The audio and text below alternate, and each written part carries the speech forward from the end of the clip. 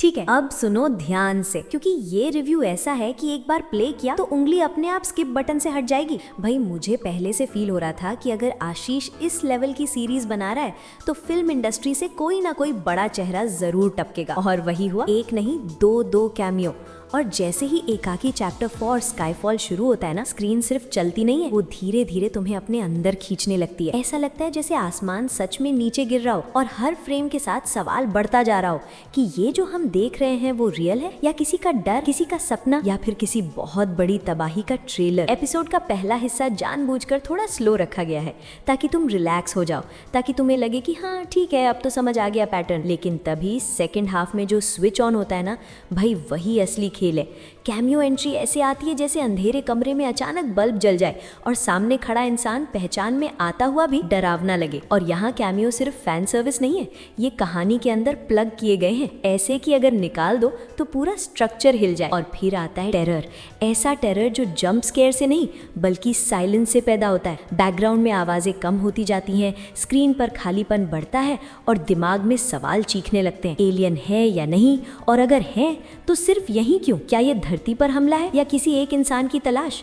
और सबसे खतरनाक सवाल ये कि अगर वो खतरनाक नहीं है तो फिर हम डर क्यों रहे हैं? और इसी एपिसोड की खूबसूरती यही है कि ये तुम्हें जवाब नहीं देता, ये तुम्हें बेचैन करता है। एक यूट्यूबर के नजरिए से अगर देखो ना तो इस लेवल का प्रोडक्शन, इस लेवल का सस्पेंस, बिना बड़े बजट के, बिना भारी VFX के, सिर्फ आइडिया, फ्रेमिंग और साउंड से ऑडियंस को बांध के रखना, भाई ये बच्चों का खेल नहीं है।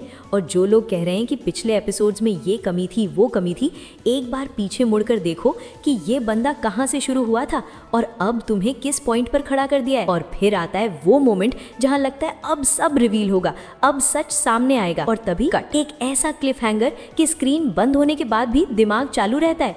और हाँ, इस बार एक और चीज़ है जो पहली बार देखने को मिलती है, एक प्रॉपर क्रेडिट सीन, बिल्कुल मार्वल वाइब। और अगर तुम एपिसोड खत्म होते ही वीडियो बंद कर देते हो ना तो तुम बहुत कुछ मिस कर रहे हो, क्योंकि वहीं से फाइनल चैप्टर की झलक मिलती है। और जब नाम आता है द कॉन्करर तो सिर्फ नाम ही काफ़ी है ये बताने के लिए कि आगे टेरर बढ़ने वाला है, थ्रिल डबल होने वाला है, और शायद कोई ऐसा सच सामने आने वाला है जो अब तक की सारी थ्योरीज को पलट देगा।